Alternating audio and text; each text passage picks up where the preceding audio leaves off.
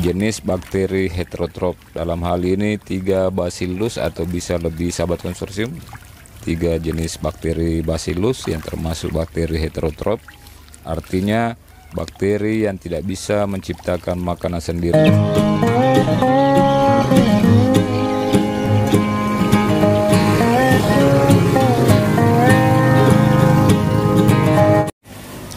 Bismillahirrahmanirrahim. Assalamualaikum warahmatullahi wabarakatuh. Jumpa lagi sahabat konsorsium, semoga tetap semangat, tetap sehat untuk belajar bersama dan sukses bersama. Suatu waktu di awal tahun 2019, waktu baru belajar budidaya ikan nila sistem bioflok, saya membuka YouTube dan ketemu dengan channel Pak Adi Sucipto yang membahas konten yang membahas tentang bagaimana probiotik dan molase. Waktu itu beliau menjelaskan secara sederhana supaya kita sebagai pemula bisa menangkap analogi tersebut, karena pada dasarnya bisa dikatakan bahwa termasuk saya,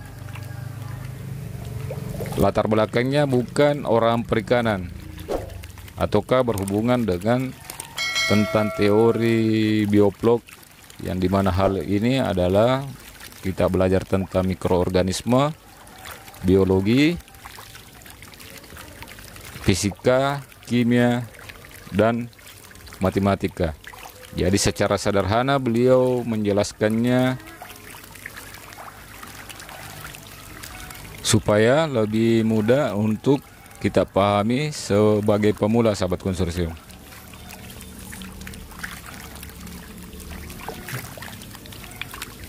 Baik sahabat konsorsium, pada topik video kita kali ini tentang probiotik dan molase dan apa hubungan atas keduanya.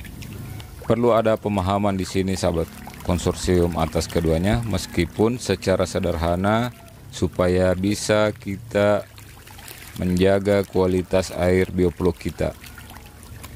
Bakteri-bakteri yang ada pada probiotik yang peruntukannya untuk budidaya ikan nila sistem bioflok merupakan jenis bakteri heterotrof. Dalam hal ini 3 bacillus atau bisa lebih sahabat konsorsium, 3 jenis bakteri bacillus yang termasuk bakteri heterotrof, artinya bakteri yang tidak bisa menciptakan makanan sendiri.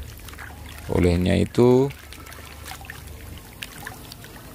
harus ada campur tangan kita sebagai pembudidaya dengan pemberian molase atau gula pasir sebagai sumber karbon pada air kolam kita, tentu bisa dimanfaatkan oleh bakteri tersebut. Nah, inilah yang dikatakan oleh Pak Adi Sucipto sebagai gaji atas kinerja karyawan. Bakteri tanda kutip sebagai karyawan dan molase atau gula pasir sebagai gaji. Karyawan yang tanpa gaji tentu akan mogok kerja sahabat konsorsium. Nah, tentu sahabat konsorsium akan memahami di sini bagaimana kapan seharusnya memberikan probiotik dan kapan memberikan molase, ataukah kapan memberikan keduanya.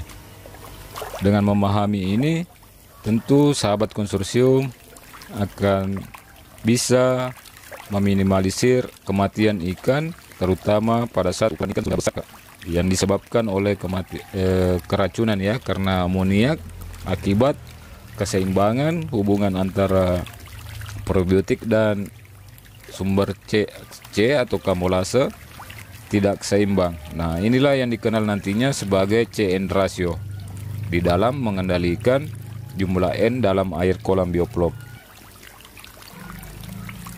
di mana CN ratio merupakan perbandingan antara sumber karbon atau molase terhadap sumber N. Baik sahabat konsorsium, terima kasih telah menyimak sampai di sini. Wassalamualaikum warahmatullahi wabarakatuh.